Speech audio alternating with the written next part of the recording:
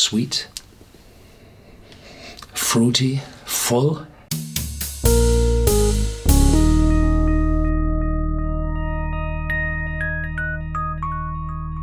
Welcome to Whisky.com, where fine spirits meet. My name is Horst Lüning. I'm the master taster of Whisky.com, and today we have a long-awaited bottle here on my cask. Bottle, it's a jug. It's the Chivas Salute, 21 years old. And yeah, it was produced for the coronation of Queen Elisabeth II.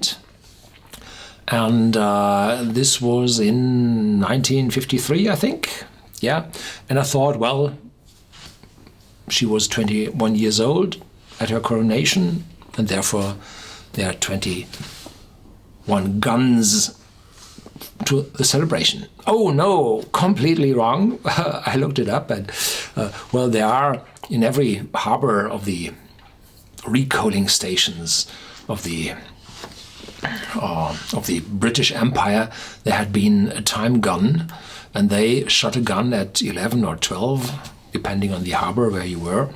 And with this gun, you were able to adjust your clocks in the ship for navigation purposes. The 21 guns have a completely different history, and they come from here. It is a naval tradition, and where a warship would fire its cannons harmlessly out to sea to show that they are, well, until all ammunition was spent, to show that they are not hostile, that they are, well, that they do not want to do harm to the harbor. And, well, there must have been guns and shots, a lot of things. And if they would have shot empty 200 guns, and then who knows if there are again 200 cannonballs in the ship for reloading. No, so a little bit weird. From this tradition, the 21 guns came, well, to a standard. And the 21 guns for the coronation of Queen Elizabeth II was the reason, or the name giving for this royal salute ceramics jug. It's not easy with these 21 guns, because in Hyde Park and Green Park an extra 20 rounds are spent because they are royal parks. So you have 41 guns shot there. And at the Tower of London, well, you have 62 guns, rounds fired, the basic 21 guns, plus a further 20 because the tower is a royal palace or fortress, plus another of the 21 for the City of London. Well, and on other occasions they fire 41. Yeah. Okay, and the Tower of London probably holds the record for the most rounds fired in a single salute. 124 are fired whenever the Duke of Edinburgh's birthday, 62 rounds, coincides with the Saturday designated as the Queen's official birthday, also 62 rounds. And I tell you this because there is a Royal Salute 62 out of the Chivas company, Chivas Brothers company, and well, it's well into several thousand dollars, pounds, euros, whatever.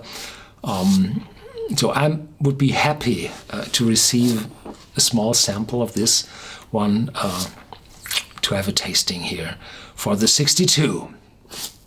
I hope somebody hears this. The card box is valuable, really. It's golden. It shows signs here, the cannons and a knight. And this is the sapphire flagon. And this one is produced by, let's unpack it. Here we have,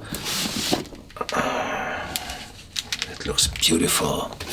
Inside is a second card box, and everything is thick here afterwards, after emptying the bottle. And there's a card around it, and here we go. This is the blue one. Wrong turn. This is the blue one. There are green and red ones on the market as well. The colors are somewhat different. They're not that bright. The red is a little wine red, and the green is British racing green. Very well done by Wade Ceramics, and they are located in Staffordshire, in Stoke-on-Trent. It's halfway between Manchester and Birmingham on the M6, and I visited there when I came back from the Keepers of the Quaich meeting in April 2016. But unfortunately, I did not have the chance to look into that company. This is ceramics, and in specialty it's porcelain, and this is so burned at such a high temperature that you have a fully vitrified material, so it's glass-like structure, and outside on this there's a coating for the color. There's a sealing on top here with a with special security purposes, how it's called, holograms here, and you have to tear it open. Here we go. The cork, it looks like metal, but it's plastic, but the cork is wonderful. It's very good quality, very stable, and inside you can see the light, the white from the porcelain, and the blue one from the coating.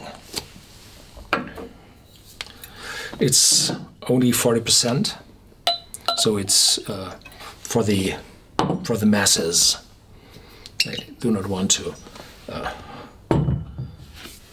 have a complicated whiskey with a too high ABV for the masses.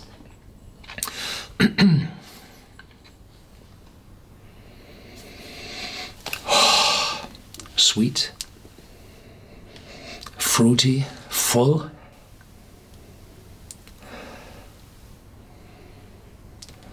Little cedarwood going over into apple, vanillin,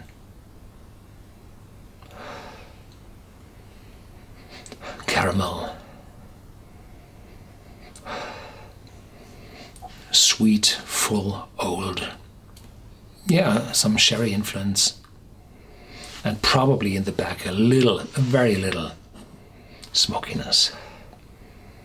This is a full and complex whiskey, and there is no sign of any grain whiskey in it. It's a blended whiskey, and most of it should be, or one of the lead malts is Strathyla, which is called the home of the Chivas. They produce a lot of sherry cask matured whiskies, and there are a lot of more distilleries in the Chivas range. I already had a 25 years old here in my cask.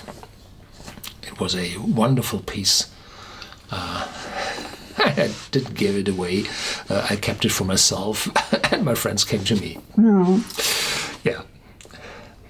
With the 18 years old, I had a little bit of a problem because you're able to taste the grain whiskey in it together with the light bitterness of the reused old grain whiskey casks.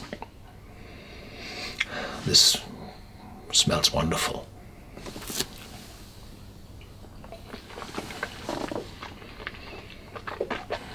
Mm-hmm.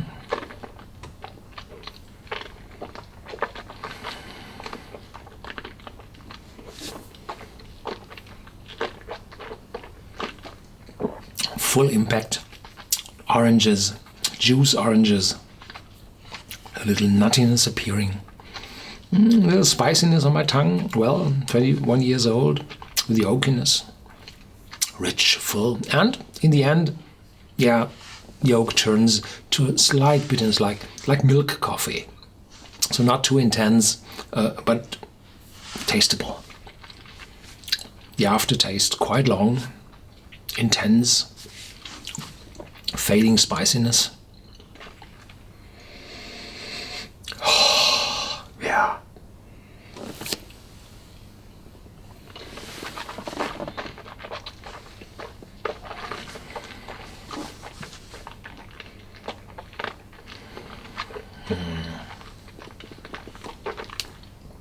Second round, I finish at 21. Yeah, really good. A little dryness coming up, but the full intense coverage of my mouth, wonderful. So don't lose a drop. It's worth every drop.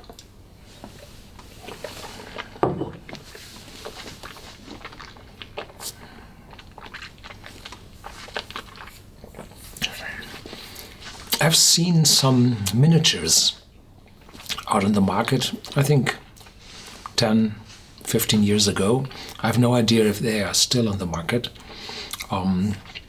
The ceramics, these sapphire flagon, would add or has added some money on the whiskey, but in the end it's around 100 or 110, 120.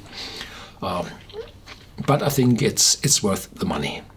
You have a wonderful presentation, an even more wonderful decanter, and this extraordinary taste of this blended whiskey.